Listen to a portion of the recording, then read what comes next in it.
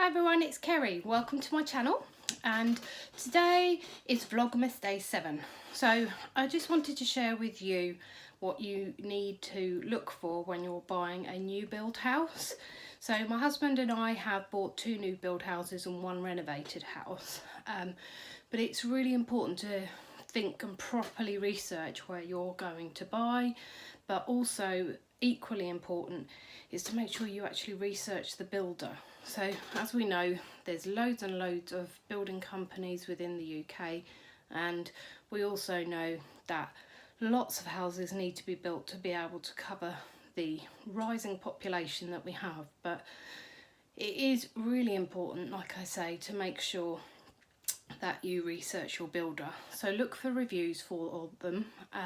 Look for good, the bad, the ugly, what they're good at, what they're not so good at. So you might find one that the building quality of the house is quite good, but the drainage may be an issue. So I've known a few estates now where there's been drainage issues, and the builders haven't been that great at sorting them out, or they've had to get other contractors in because the ones that they've employed to do the job in the first place were rubbish.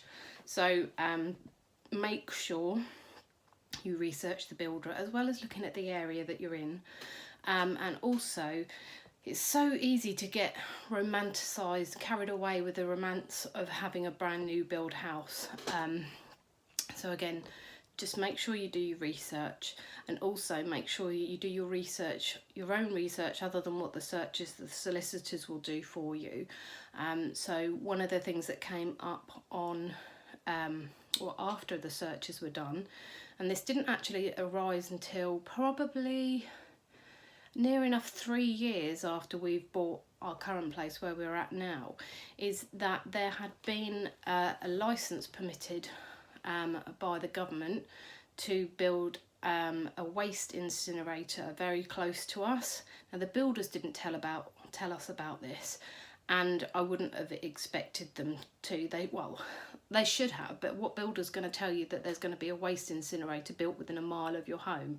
None, probably, because they knew that the houses may not sell on the whole estate. I mean, where we are at the moment, we're on an estate of about 500 houses. So yeah, I don't think that they would have told us. So again, make sure you do your own research and look at the see what's been sent off to the local planning department at your local council, or that local council local to where the house is, to see whether or not anything like that has been permitted in the last few years.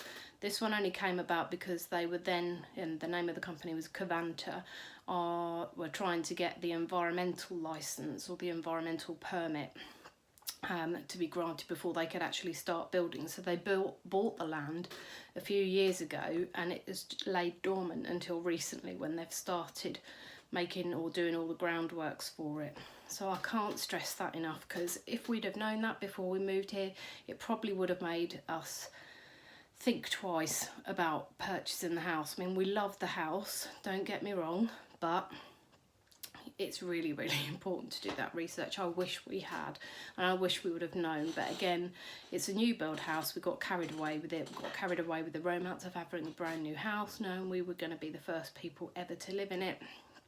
So, but you know, you live and learn.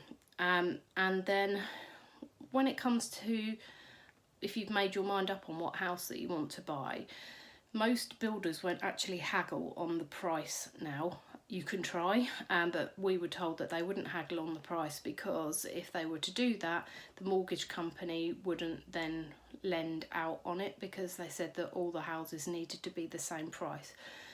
You may still be able to do it, but there are certain builders out there that won't do it.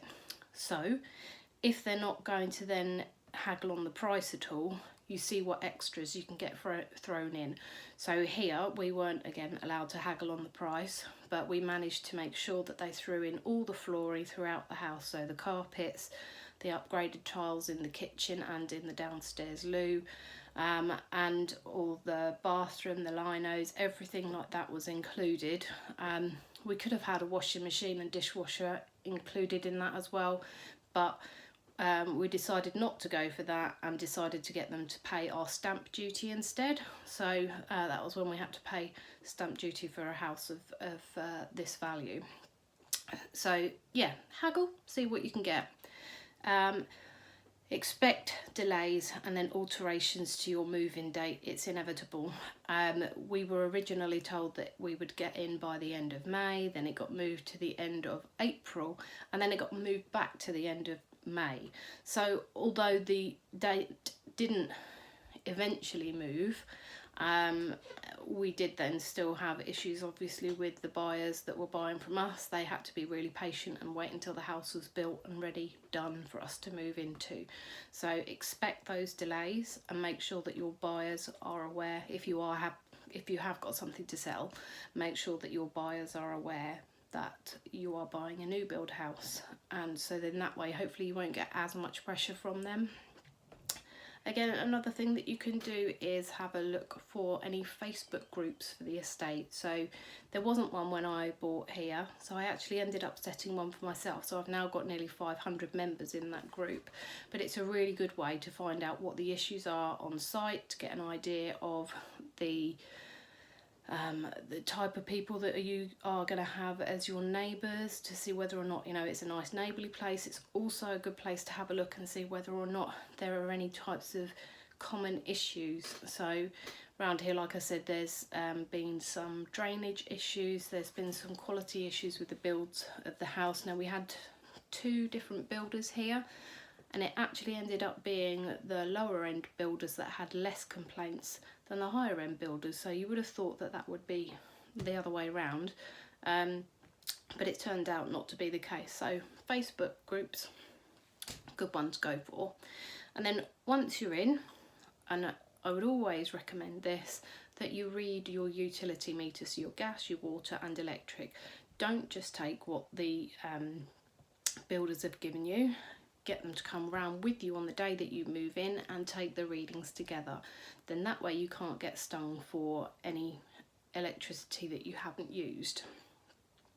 Next one is on the day that you move in, if you have the time, or the couple of days after that, just go around and see if you can identify any immediate faults.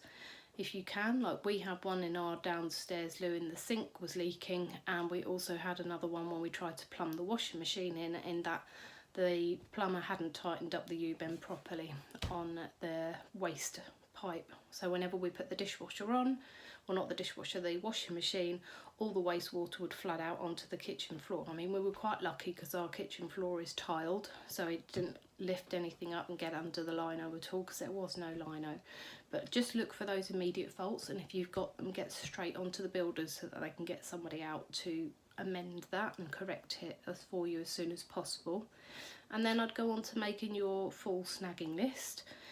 Some people do have professional snaggers that they get in that will charge you a price for doing that. We've never done that, to be quite honest. We've just stuck with going around and making that list ourselves. So you can afford to be picky. At the end of the day, you've paid a hell of a lot of money out for your house, so be picky. We complained about the windows, so the actual glass in our patio doors, because they were all scratched.